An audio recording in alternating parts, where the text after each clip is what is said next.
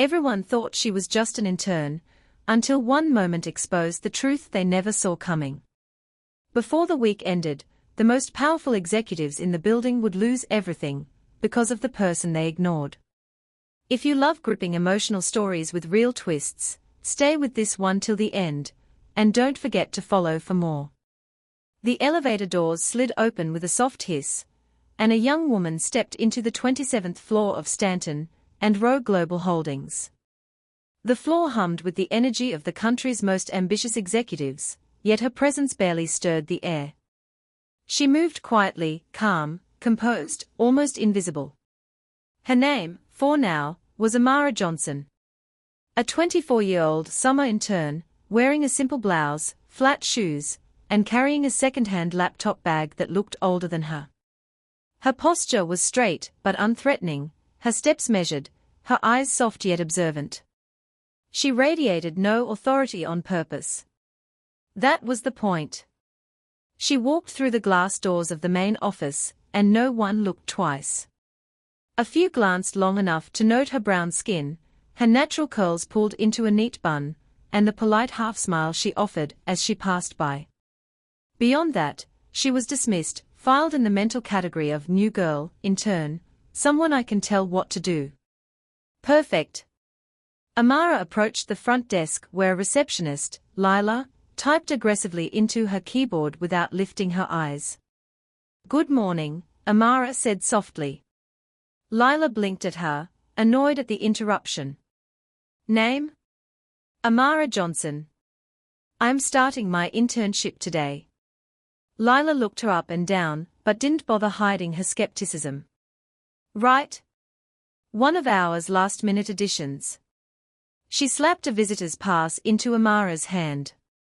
"The interns share a desk cluster near the marketing bullpen. Don't touch anything unless someone asks you to." "I understand," Amara replied. And she did. Very well. She navigated the maze of hallways, passing employees who barked orders into phones, made self-important gestures to assistants, and shot irritated looks at anyone walking too slowly. Stanton and Rowe was exactly the kind of high-powered environment where hierarchy was everything. Senior partners walked like they owned oxygen. Vice presidents walked like they owned planets. Interns walked like they were apologizing for existing. Amara slipped into her assigned desk, tucked in the corner near a malfunctioning air vent and a stack of abandoned printer paper. She placed her bag down and took a silent breath. She wasn't here to be noticed. Not yet. Within minutes, the requests began. A marketing associate dropped a folder onto her desk without making eye contact. "Make copies." Another appeared moments later. "Fetch these printouts." A third asked her to run to the 10th floor for a signature that could have easily been emailed. Amara moved through each task with quiet efficiency, taking mental notes along the way: who treated subordinates poorly, who misused company funds, who was covering their tracks, who was abusing their position. She noticed how some executives spoke to female staff with condescension, especially the black and brown women. She noticed the subtle hierarchy of respect, the whispered gossip, the fake smiles exchanged between officers that felt more like war zones. She recorded none of it physically, only mentally. Her memory was photographic, her focus razor-sharp. By lunchtime, she'd learned more about the company's operations than most employees gathered in a year. But what she wanted, what she came for, was hidden deeper. She needed to observe quietly. Blend in. Avoid drawing attention. But attention found her anyway. As she returned from delivering a report to finance, she overheard two senior managers talking near the break room. "New intern?" one asked. "Yeah," the other replied. "HR keeps bringing them in. More diversity hires, I guess." They laughed. She didn't react. She walked past them with her usual composed expression. But she mentally recorded their names. She wasn't here for petty disrespect, she was here for corruption. Corruption that lived in this building like a parasite. Corruption her father suspected. Corruption she intended to expose. But she never imagined the first major revelation would come so violently, or so publicly. By the end of the day, she had completed every task handed to her, thanked everyone who gave her work, and quietly shut down her computer. No one acknowledged her departure. No one said, "Good job." She walked out the same way she came in, unnoticed. Tomorrow, she would be noticed. Whether she wanted to be or not. On her second day, the mask of corporate civility dropped even further. The moment Amara stepped onto the floor, she sensed the tension. Executives barked orders louder than before. Assistants scrambled across hallways balancing coffee trays and overflowing documents. Managers cursed under their breath about missed deadlines. It was the usual chaos of a high-pressure firm, but with an extra layer of selfishness and entitlement. As Amara quietly organized her desk, a tall, sharp-featured woman approached her. "You?" "Intern," she snapped. Amara looked up. "Yes? I need you to deliver this package to the legal department. And don't take the main elevator, execs need that. Use the service elevator in the back." Amara nodded, taking the envelope. "I'll handle it." The woman walked off without another word. Amara moved toward the service elevator, passing the glass offices of executives who barely looked up from their screens. She studied them, quietly assessing personalities, habits, weaknesses. Some were hard-working. Some were cruel. Most were indifferent. But the worst of them, by reputation, was Vice President Darren Cole. And Amara would soon learn why. She returned from her delivery to find a group of executives gathering around the long table in the common workspace. Voices rose. Tension leaked into the air like smoke. "What do you mean the budget report was misfiled?" one executive snapped. A junior analyst stammered, I didn't misfile it, sir. I handed it to the new intern," another interrupted. "The black girl. What's her name?" "Amira." "Something like that." "Amara," a voice corrected lazily. "Whatever. Point is, we shouldn't be trusting interns with anything important." Amara stood a few feet away, hearing everything. She didn't step forward. She didn't defend herself. She simply observed. A moment later, she delivered another report to the finance division. They were no better. Two senior accountants whispered loudly enough for her to hear. "She's too quiet. Can't trust quiet people. She probably lied on her resume. Forget it. She won't last a week." Amara moved through the office with grace, refusing to let their judgment change her pace. She understood something they didn't: power doesn't always announce itself. Sometimes it enters quietly and lets arrogance reveal itself. Around noon, she walked through the kitchen to refill a water bottle. A group of employees huddled around the counter rolled their eyes as she passed. "You'd think interns would dress better. She looks like she bought her clothes from a clearance bin." "Probably did." Amara kept walking. She wasn't here to fight small battles. But the office wasn't done testing her. Later that afternoon, she was assigned to deliver a set of documents to Vice President Darren Cole.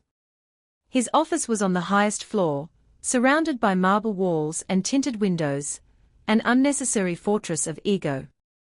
She knocked gently. "Come in," a voice said. She stepped inside. Cole was tall, broad-shouldered, with an expression that screamed self-importance. He tapped his pen impatiently, not bothering to look up as she approached. "Set it on the desk," he ordered. Amara placed the folder in front of him. He flipped through the documents, barely reading before scoffing. "This is incomplete." It came directly from the department head, Amara said softly. "Are you correcting me?" he snapped, finally looking at her. "No, sir. I'm just..." You interns are all the same. No respect. No work ethic. No understanding of your place in this company. He stood abruptly, coffee mug in hand. Amara felt the shift in his posture before it happened. He stepped closer. Too close. Maybe this will remind you of your place, he hissed. Then, without warning, he tipped the cup. Hot coffee splashed over her hair, her face, her shirt. Gasps echoed from the hallway. A few employees turned away, none stepped forward. Cole smirked. Clean yourself up. And next time, think twice before you waste my time. Amara didn't speak. Not a word. She looked at him with calm, unblinking eyes. Cole expected fear. He expected tears. He expected submission. What he didn't expect was the small security camera hidden in the corner of his office. It caught everything. And Amara knew exactly where that footage would end up. But not yet. She walked out of his office, coffee dripping from her hair and clothes, quietly moving toward the restroom without reacting. The company had just crossed a line it could never uncross. And Amara, still silent, still composed, was done blending in. The restroom was empty when Amara walked in, yet the silence felt like a crowd watching her. She stood before the mirror, her reflection streaked with cooling coffee, her blouse stained dark. Her natural curls clung to her forehead, heavy with the mess someone else created. She didn't flinch. She didn't crumble. She didn't shed a single tear. Instead, she calmly reached into her bag and pulled out a clean shirt, neatly folded. She had prepared for moments like this, not because she expected violence, but because she understood arrogance. Power-drunk men always overplayed their hands.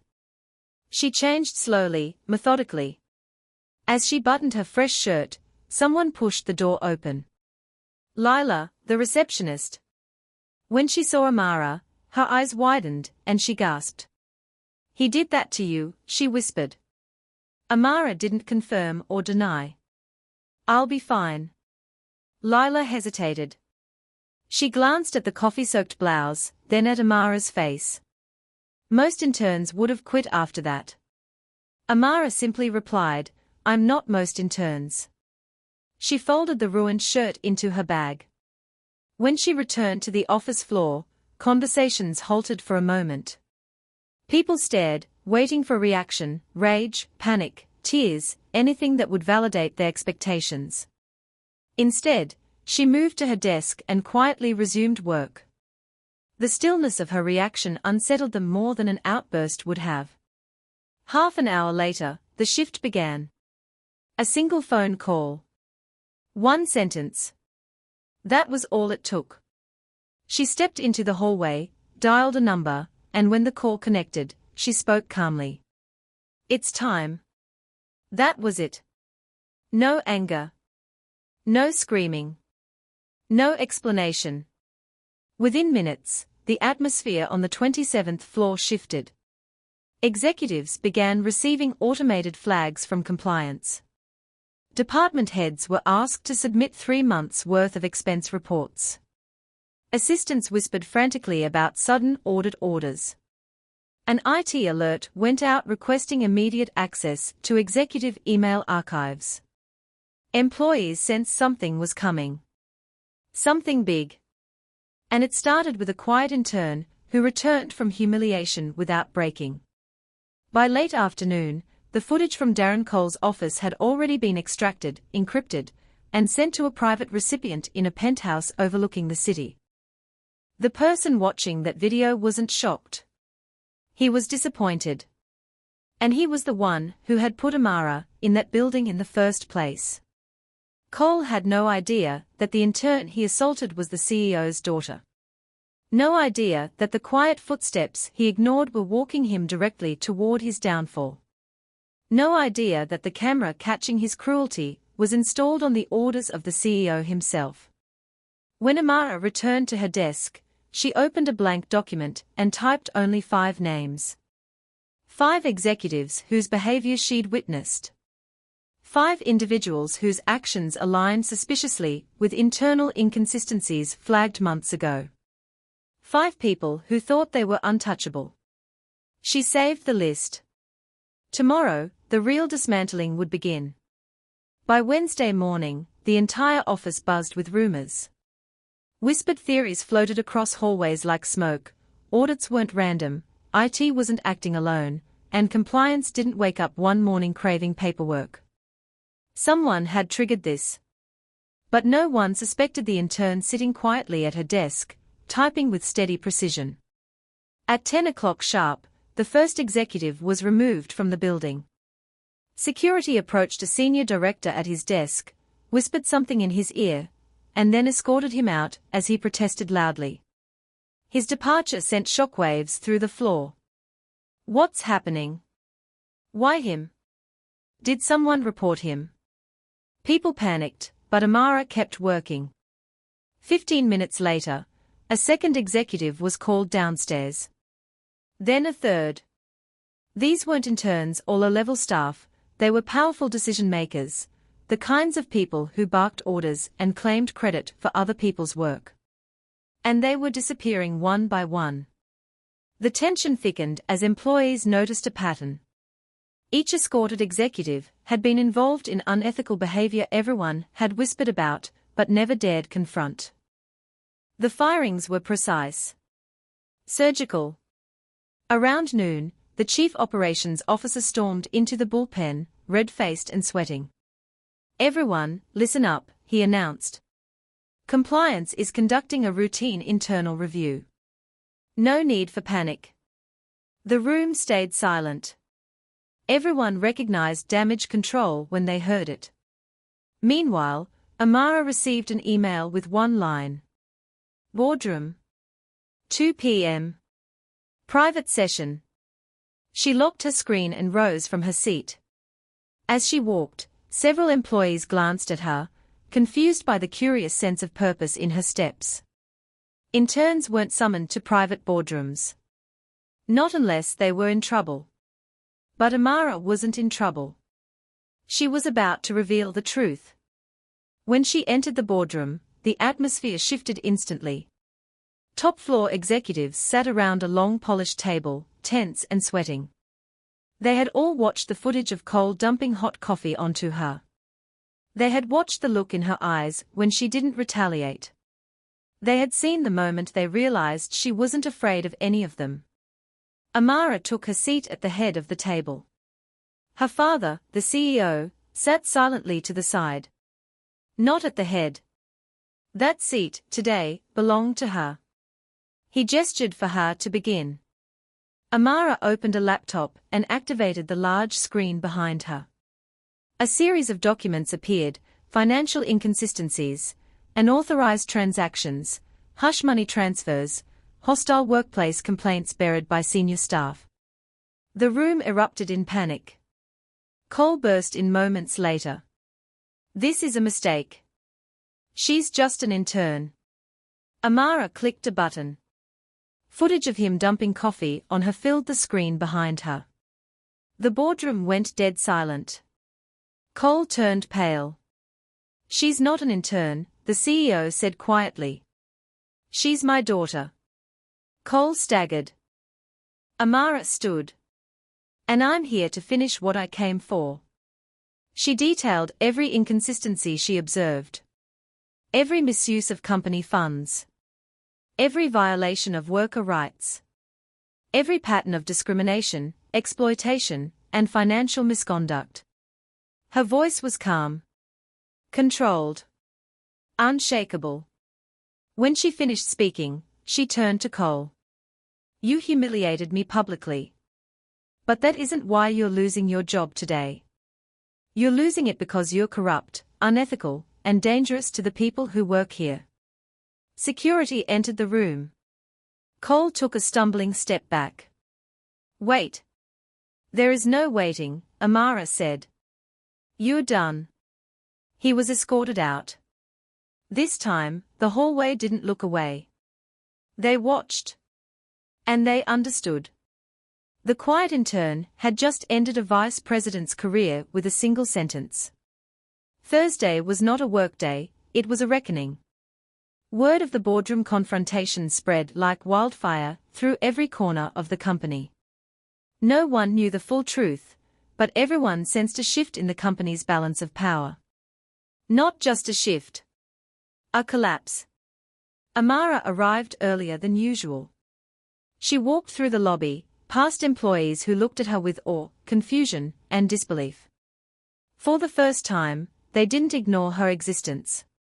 They stepped aside. They greeted her. Some even lowered their voices respectfully. She didn't react. She kept walking, her steps steady and deliberate. At 9 o'clock, the CEO sent a company-wide message.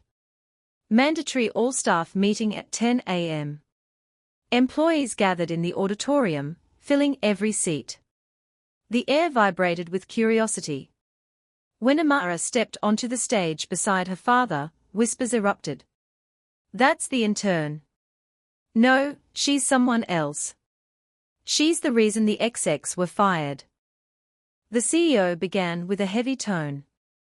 "For months, we suspected internal corruption. I needed someone I trusted to go undercover. Someone who could observe without being seen. My daughter, Amara, agreed to take that role." The room collectively inhaled. Amara stepped forward, her voice measured and steady. "I was instructed to watch. To listen. To learn how this company really operated at its highest levels. What I found was worse than expected: financial misconduct, harassment, discrimination, and abuse of power hidden beneath polished offices and expensive suits." A wave of discomfort rippled through the crowd. "But I also found honesty," she continued. "Hard-working people who deserved better. People whose voices were silenced because those above them believed they could act without consequence." She paused, letting the silence settle. "That ends now." Her father nodded and stepped back, letting her take full command. A list of terminated executives appeared on the screen: the corrupt, the abusive, the manipulative. Gasps echoed. Some employees covered their mouths. Others wiped tears of relief. Amara wasn't done. In their place, she announced, "We will be promoting employees based on merit, integrity, and commitment, not connections or fear." Dozens of names appeared on the screen. Assistants, analysts, mid-level managers, individuals who had been overlooked for years suddenly found themselves recognized. The room erupted in applause. Then it happened, something unexpected. One by one, employees stood. Not out of obligation. Not out of fear. Out of respect. Respect not for her last name, not for being the CEO's daughter. Respect for her strength. Her composure. Her refusal to retaliate with anger. Her decision to rebuild rather than destroy. A young black intern from the lowest desk in the building had walked into their world quietly. And within days, she had changed everything. After the meeting, several employees approached her. "Thank you. We needed this. You saved us. You gave us hope." Amara accepted each comment with humility. Later, in her father's office, he placed a hand on her shoulder. "You did what many in my position were too afraid to do," he said. "You reminded this company what leadership truly looks like." She nodded. "Real power doesn't demand respect," she said. "It commands it." Her father smiled. "And you commanded it quietly."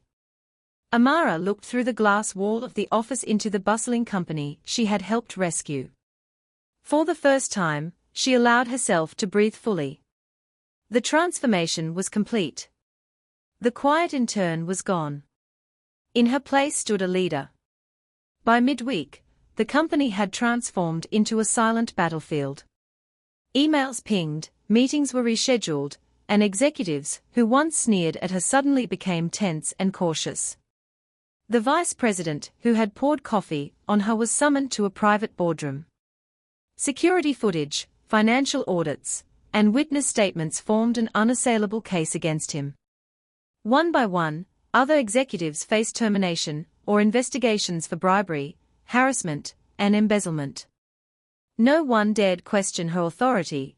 She spoke only when necessary, her calm voice cutting through layers of deception.